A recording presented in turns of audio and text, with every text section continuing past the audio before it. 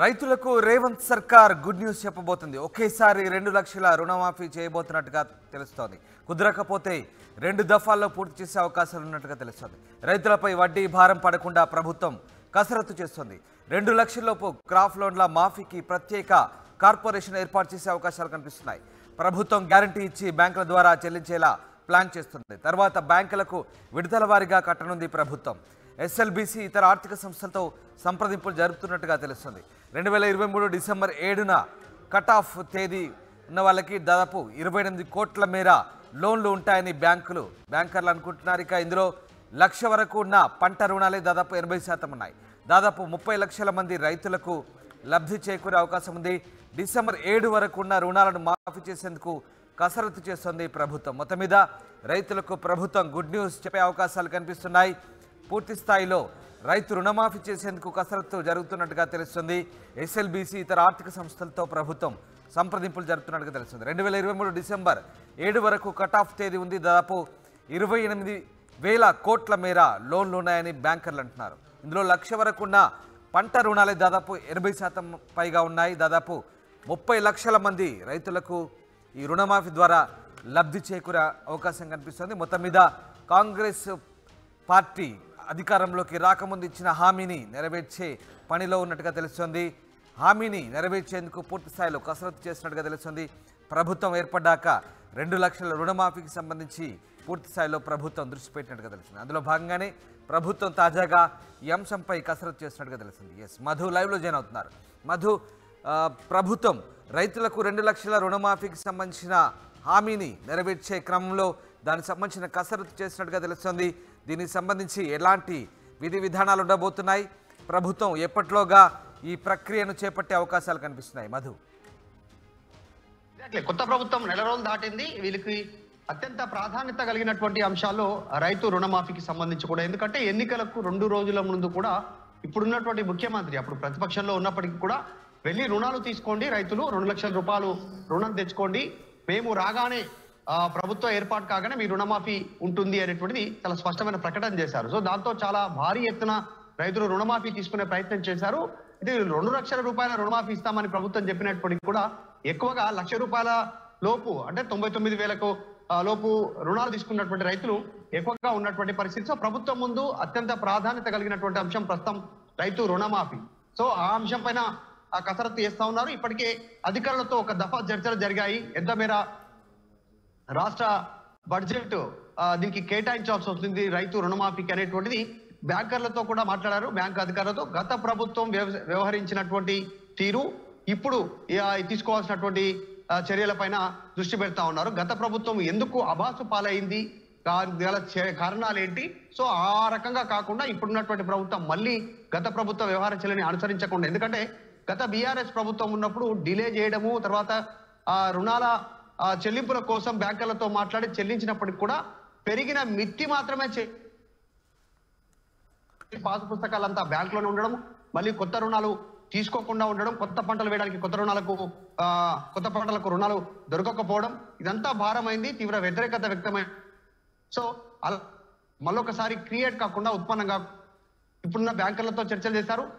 ప్రభుత్వమే బ్యాంకుల వారీగా డబ్బు చెల్లించేలా నెలవారీగా, రైతులకు మాత్రం రైతు విముక్తి చేసేలా పూర్తి గ్యారంటీ ప్రభుత్వం ఇచ్చేలాగా చేస్తా ఉంది. ఒకే దఫాలో ఎంత మేర రుణాన్ని మాఫీ చేయొచ్చు, 2 దఫాల కింద చేసేటువంటి రుణాలు ఎన్నున్నాయి, దీనిపైన కసరత్తు చేస్తా ఉంది ప్రభుత్వం రేవంత్ సర్కార్. సో దీనిపైన పూర్తి స్థాయి దృష్టి పెట్టింది. వచ్చే పార్లమెంట్ ఎన్నికలు ఉన్నాయి కాబట్టి అంతకంటే ముందుగానే రైతు రుణమాఫీ అనేటువంటి అంశం పైన దృష్టి పెడతా ఉన్నారు. మొత్తం 20,000 కోట్లకు పైగా దీనిపైన ప్రభుత్వం వెచ్చించాల్సినటువంటి పరిస్థితి ఉంది. సో బ్యాంకర్ల ద్వారా మాట్లాడి నెలవారీగా పూర్తిగా బ్యాంకుకు చెల్లించాల్సినటువంటి డబ్బులు ప్రభుత్వ ఆదాయం నుంచి చెల్లించేలా, రైతులకు మాత్రం రైతు నియుక్తి చేసేలా ప్రభుత్వం నిర్ణయం తీసుకుంటుంది. త్వరలోనే దీనికి సంబంధించి విధి విధానాలు ఖరారయ్యేటువంటి అవకాశం ఉంది. ఒకవేళ ఈ అంశం పైన కనుక ప్రభుత్వం ముందుకు వెళ్తే రైతుల నుంచి తీవ్రమైనటువంటి సంతోషం, అంటే హ్యాపీ, వాళ్ళు సంతోషపడేటువంటి అవకాశం ఉంది. గత ప్రభుత్వ వ్యవహార శైలికి ఈ ప్రభుత్వ వ్యవహారాలకి డిఫరెన్స్ కనపడేటువంటి అవకాశం ఉంది. మరి కేవలం ప్రకటనకే పరిమితం అవుతారా పార్లమెంటు ఎన్నికల దృష్ట్యా, నిజంగానే రైతులకు పూర్తిగా రుణముక్తి చేస్తారా అనేటువంటి చర్చ కూడా గ్రౌండ్ లో ఉంది. కాబట్టి సో ప్రభుత్వం అయితే దీనిపైన చిత్తశుద్ధి ఉంది ప్రతిపక్షాలు. రైట్ మధు అయితే రైతులపై వడ్డీ భారం పడకుండా ప్రభుత్వం కసరత్తు చేసినట్టుగా తెలుస్తుంది. దాదాపు 2 లక్షల లోపు క్రాప్ లోన్ల మాఫీకి ఒక కార్పొరేషన్ కూడా ఏర్పాటు చేసే ఆలోచనలో ప్రభుత్వం ఉన్నట్టుగా తెలుస్తుంది. అంటే ఏం చేయబోతుంది ప్రభుత్వం? గ్యారంటీ ఇచ్చి బ్యాంకుల ద్వారా చెల్లించేలా ప్లాన్ చేస్తుందా? ఈ కార్పొరేషన్ ఎలా ఉండబోతుంది దీనికి సంబంధించి? అట్లాగే గత ప్రభుత్వం ఆల్రెడీ 1 లక్షలోపు రుణమాఫీ కొంతవరకు చేసిన పరిస్థితి. ఇప్పుడు 1 లక్ష పైగా ఉన్న వాళ్ళకి సంబంధించి కూడా ఈ ప్రత్యేక కార్పొరేషన్ ద్వారానే దీనికి సంబంధించి ఒక ప్రత్యేకమైన విధి విధానాలు రూపొందించి దీనికి సంబంధించిన అమలు ఉండే అవకాశాలు ఉన్నాయా? ఖచ్చితంగా ప్రత్యేక కార్పొరేషన్ ద్వారా ప్రభుత్వం బ్యాంకర్స్ తో మాట్లాడి వారితో ఒప్పందం చేసుకుంటారు. అంటే రైతులకు పూర్తి స్థాయి స్వేచ్ఛ కలిగేలా వారి పాస్ పుస్తకాలు పూర్తిగా వారికి అందజేసేలా, వాటిపైన మిట్టి పెరగకుండా కట్ ఆఫ్ డేట్ కూడా డిసెంబర్ 7, 2023 తీసుకుంటున్నారు. కాబట్టి అంటే ప్రభుత్వ ఏర్పాటు వరకు ఆ రోజు ప్రమాణ స్వీకారం చేసినటువంటి రోజు వరకు కూడా మీరు ప్రభుత్వం కట్ ఆఫ్ తేదీ ఇస్తుంది. అదే రోజు ప్రమాణ స్వీకారం చేశారు ముఖ్యమంత్రి గారు రేవంత్ రెడ్డి, కేబినెట్ మొత్తం. కాబట్టి సో అప్పటి వరకు తీసుకున్న రుణాల వరకు కూడా రైతులు రుణ విముక్తి అయ్యేటువంటి అవకాశం ఉంది. తర్వాత తీసుకున్న వాళ్ళు కౌంటబుల్ లేదు. డిసెంబర్ 7, 23 వరకు తీసుకున్నటువంటి వాళ్ళు 1 లక్ష, 2 లక్షల లోపు తీసుకున్నటువంటి వారంతా కూడా రైతు రుణ విముక్తికి అర్హులే. కాబట్టి ఈ ప్రత్యేక కార్పొరేషన్ ద్వారా బ్యాంకులకు భరోసా ఇస్తూ పూర్తిగా ష్యూరిటీ అంతా ప్రభుత్వం ఇచ్చి రైతులను పూర్తిగా రుణ విముక్తి చేయాలనేటువంటిది ఆలోచనగా కనిపిస్తా ఉంది. దాంట్లో ప్రకారంగా వెళ్తా ఉంది. ఎందుకంటే ప్రతిపక్షాల నుంచి అప్పుడే ఆరోపణలు మొదలయ్యాయి.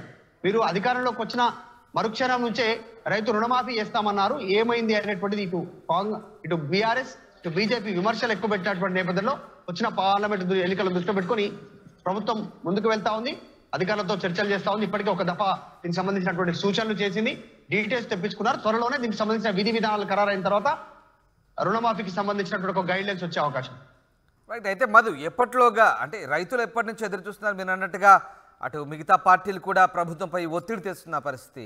సో బహుశా ఎప్పటి వరకు ఈ ప్రక్రియ దీనికి సంబంధించి వేగవంతమయ్యే అవకాశం ఉంది? దీని అమలు ఎప్పటి వరకు నోచుకునే పరిస్థితి ఉంది?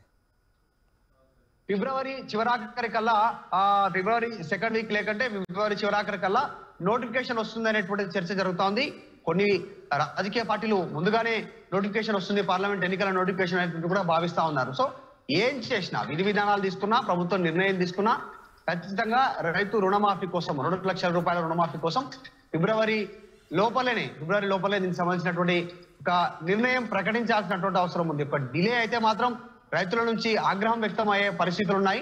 కాబట్టి అంతకంటే ముందుగానే వస్తుంది అనేటువంటి ప్రభుత్వ వర్గాలు చెప్తా ఉన్నాయి. ప్రస్తుతానికైతే దానికి సంబంధించిన కసరత్తు కొనసాగుతోంది. ఫిబ్రవరి చివరి కల్లా వచ్చే అవకాశం ఉంది. Right, thanks for the update Madhu. ఇది మొత్తం మీద రైతుల పంట రుణాల మాఫీపై ప్రభుత్వం ఫోకస్ పెట్టింది. రైతులపై వడ్డీ భారం లేకుండా క్రాప్ లోన్లను ఎలా మాఫీ చేయాలన్న అంశంపై కసరత్తు చేస్తోంది. మొత్తం రుణాలు దాదాపు 25,000 కోట్ల నుంచి 28,000 కోట్ల మేర ఉంటాయని ప్రాథమికంగా అంచనా వేశారు. 1 లక్షలోపు రుణాలు 22,000 కోట్ల మేర ఉన్నట్టు తెలుస్తోంది. మిగిలినవి 2 లక్షల వరకు ఉన్న లోన్లని చెబుతున్నారు బ్యాంకర్లు. డిసెంబర్ 7 వరకు ఉన్న రుణాలను మాఫీ చేసేందుకు ప్రభుత్వం అయితే కసరత్తు చేస్తుంది. దాదాపు 30 లక్షల మంది రైతులు తద్వారా లబ్ధి చేకూరే అవకాశాలు అయితే కనిపిస్తున్నాయి.